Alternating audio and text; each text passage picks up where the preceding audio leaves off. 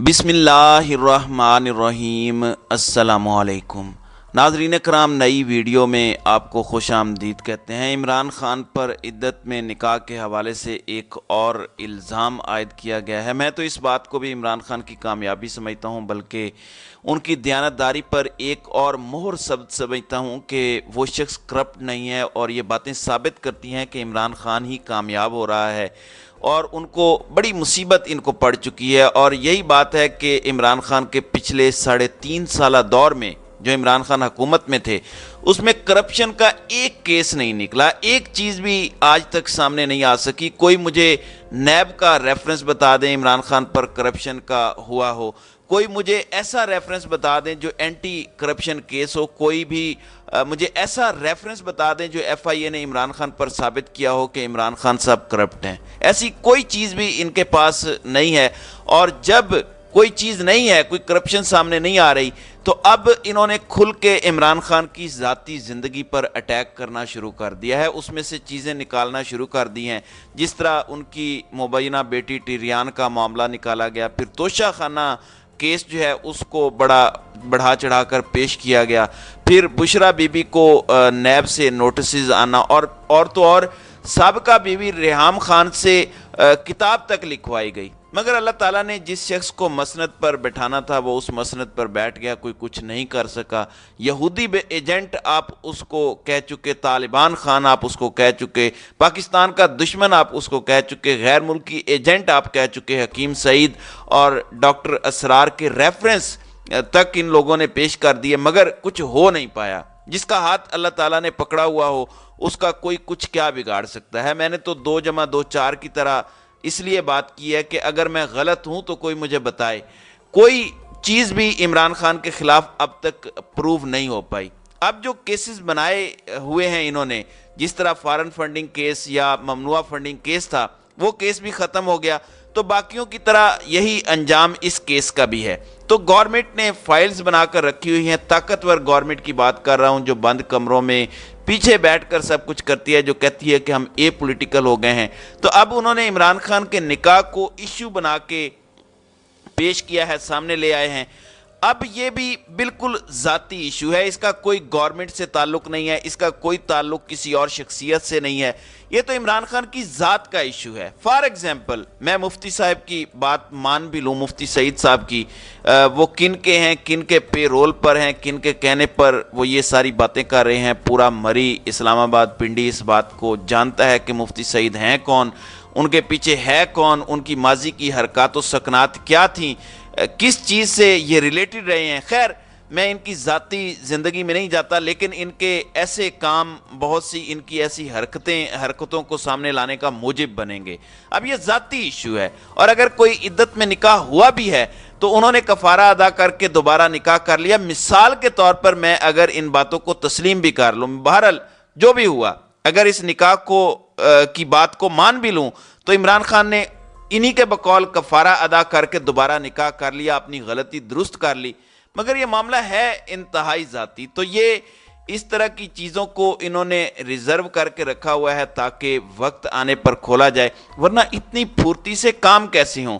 وکیل بھی اتنی پھرتی سے کام کرے، جج بھی اتنی پھرتی سے کام کرے، گواہ بھی اتنی پھرتی سے کام کرے، اور لوگ بھی تیار بیٹھے ہوں۔ 3-4 دن پہلے اسی کیس کی سماعت ہوئی تھی، تو اس وقت پوچھا جج نے کہ مفتی سعید جو نکاح خواہ ہیں وہ کہاں پر ہیں، بلائیں اس کو۔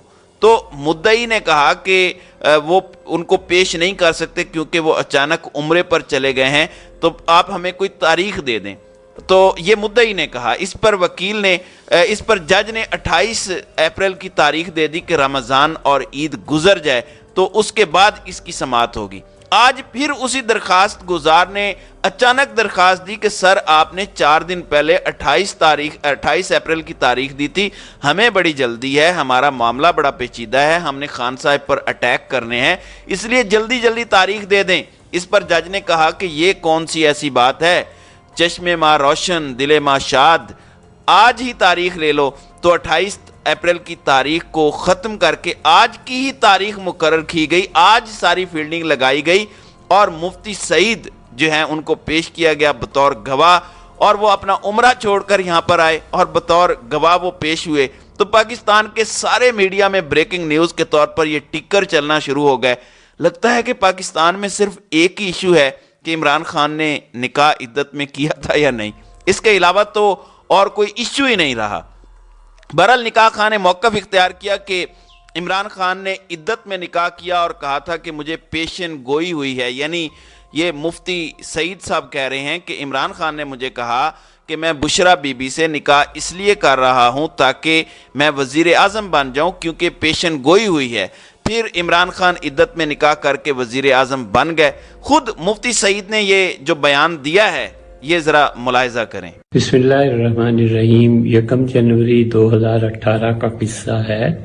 جناب عمران خان صاحب نے اپنے نکاح کے لیے یہاں سے لاہور کا سفر کیا اور میں بھی ان کے ہمراہ ہی تھا۔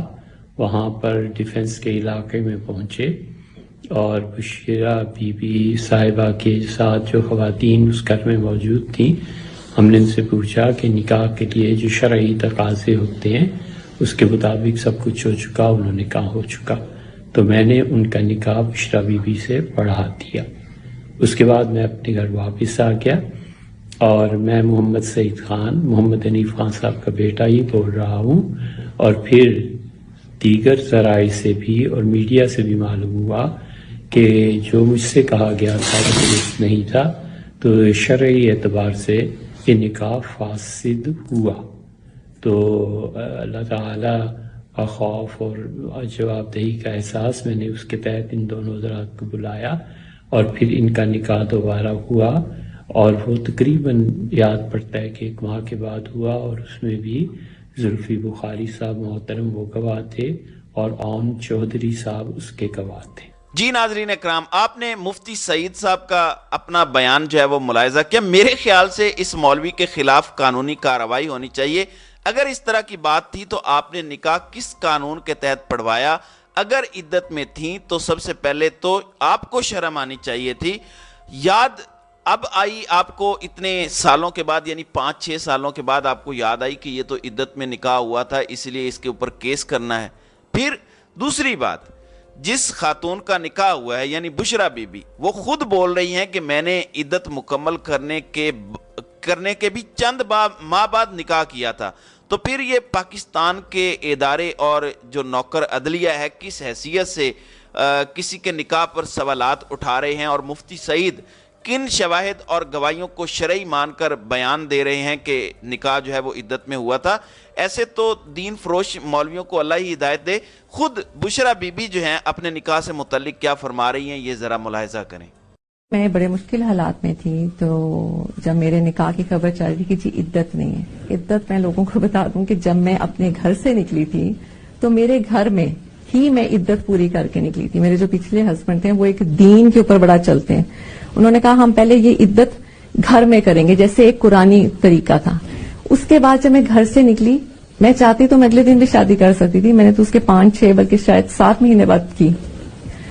تو یہ جو چیزیں ہیں نا، بس کیا تو اس وقت جو مشکل وقت تھا اس میں کیا تھا کہ ہر اینکر، ہر انسان جو تھا وہ کچھ نہ کچھ بول رہا تھا، کوئی کچھ بول۔ جی ناظرین اکرام، آپ نے بشرا بی بی کا جو ہے وہ بیان ملاحظہ کیا کہ انہوں نے عدت گزر جانے کے بعد نکاح کیا تھا، اور یہ محض ایک پروپیگنڈا ہے۔ عمران خان ہمیشہ سادگی میں مار کھا جاتے ہیں، وہ ہر شخص پر اعتبار کرتے ہیں۔ اس مولوی اور اس کے سہولت کاروں کے یہ کام دیکھیں، یہ لوگ اتنے گرے ہوئے ہیں کہ نکاح جیسی چیزوں پر اب یہ سیاست کر رہے ہیں۔ کل کوئی بھی کسی کے نکاح کے بارے میں اس طرح کا سوال کرے گا تو اس طرح کے معاملات ہوں گے۔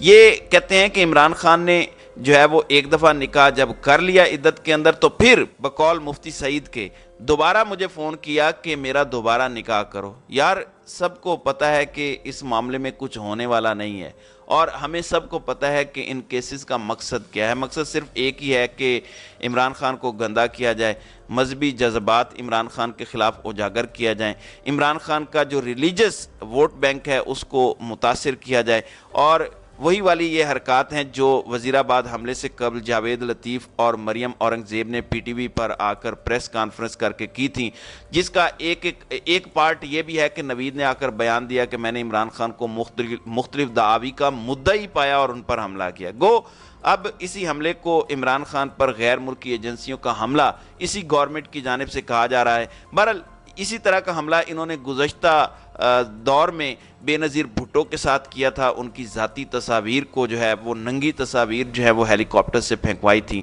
اب یہ دوبارہ انہوں نے اس طرح کی گھٹیا حرکت کی ہے۔ تو ناظرین اکرام، آپ کی اس ویڈیو کے حوالے سے کیا رائے ہے؟ اب اپنی رائے کا اظہار کامنٹ سیکشن میں ضرور کیجیے گا۔